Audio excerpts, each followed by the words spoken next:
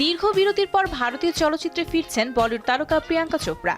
এবার তিনি কাজ করছেন দক্ষিণ ভারতের খ্যাতনামা পরিচালক এস রাজামৌলির নতুন সিনেমা গ্লোব ট্রটারে।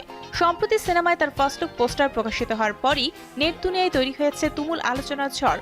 পোস্টারে প্রিয়াঙ্কা পুরো ভারতীয় ঐতিহ্যের আবহে হাজির হয়েছেন একেবারে নতুন রূপে। পরনে উজ্জ্বল হলুদ শাড়ি, কানে দুল, খোপায় বাঁধা চুল আর হাতে ধরা একটি পিস্তল। এই ব্যতিক্রমী লুক প্রকাশের পরই সামাজিক মাধ্যমে ভাইরাল পোস্টার। প্রিয়াঙ্কা নিজেও পোস্টারটি শেয়ার করেছেন ইনস্টাগ্রামে।